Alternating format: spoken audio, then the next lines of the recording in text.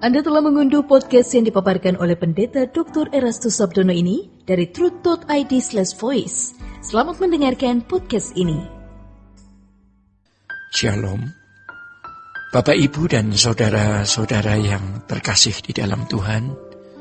Kebenaran saat ini berjudul Hati yang Berbelas Kasihan. Semakin hari dalam pergumulan hidup kita mencari Tuhan, semakin kita merasakan, bukan hanya semakin tahu saja, merasakan bahwa memang Allah menghendaki kita benar-benar sempurna seperti Bapa. Artinya segala sesuatu yang kita lakukan sesuai dengan pikiran perasaan Allah. Allah menghendaki kekudusan seperti kekudusannya. Allah menghendaki perilaku kita seperti putra tunggalnya, yaitu Tuhan Yesus Kristus. Yang mana hal itu tidak terlalu kuat kita pahami dan mendorong kita. Apalagi kalau orang sudah rusak oleh satu bangunan teologi yang salah, yang jelas-jelas telah merusak gereja. Jadi kesucian hidup bukan sesuatu yang gratis, bukan karunia, tetapi perjuangan. Potensi untuk hidup suci itu karunia. Tetapi kalau potensi tidak digunakan, hal itu menjadi sia-sia. Itu sama dengan menolak keselamatan yang Allah sediakan. Keselamatan yang Allah sediakan bermaksud mengembalikan manusia ke rancangannya yang semula.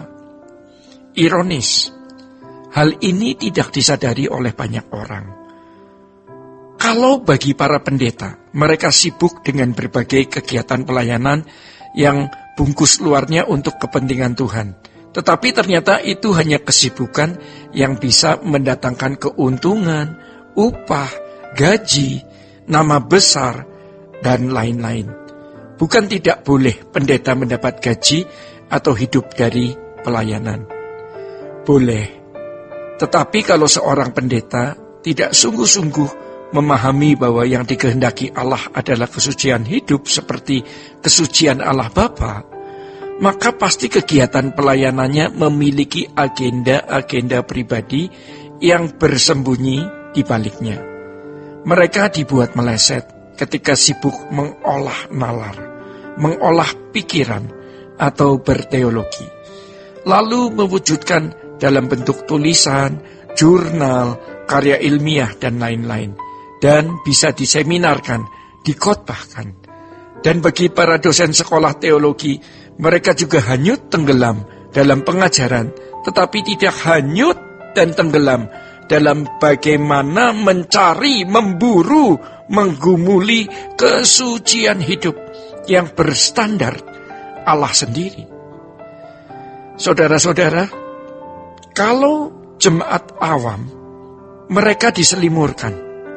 Mereka dibuat meleset, ditelikung oleh setan, sibuk dengan membahas mengenai akhir zaman, 666, yang lain sibuk membahas nama Yahweh, atau disibukkan dengan berbagai kegiatan sosial.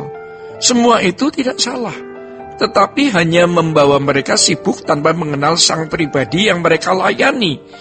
Di pihak lain, orang berjuang sibuk dengan mengikuti doktrin hyper grace. Sejatinya doktrin hyper grace membunuh perjuangan yang seharusnya dimiliki oleh orang percaya. Dengan mengatakan tidak perlu berjuang lagi karena Yesus berjuang untuk kita. Mereka tidak memahami Alkitab dengan lengkap dan utuh. Orang-orang yang berjuang merasa sudah mendukung pekerjaan Tuhan dengan membuat gereja, membuat persekutuan doa, membuat yayasan sosial. Padahal Tuhan berkata, yang ku kehendaki bukan persembahan, tetapi belas kasihan. Hati yang benar-benar berbelas kasihan seperti hati Tuhan sendiri.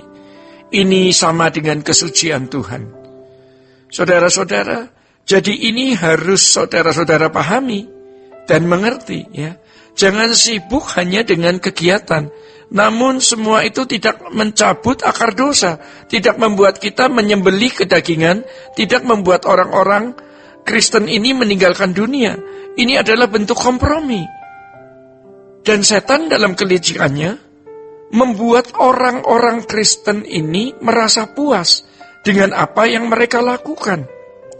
Padahal yang Tuhan kehendaki adalah hati yang bersih. Kesucian yang harus kita kenakan adalah kesucian Allah sendiri. Ingat, firman Tuhan di dalam 1 Petrus pasal 1 ayat 16 mengatakan, "Kuduslah kamu sebab aku kudus. Tanpa kesucian tak seorang pun dapat melihat Allah." Ini yang seharusnya sungguh-sungguh kita gumuli. Dalam perjalanan pelayanan dapat kita temui orang-orang yang kelihatannya baik-baik. Kelihatannya mendukung pekerjaan Tuhan. Dibakar habis di atas mezbah. Bersyukur kalau Tuhan terus menggarap kita, supaya kita ini menjadi korban bakaran.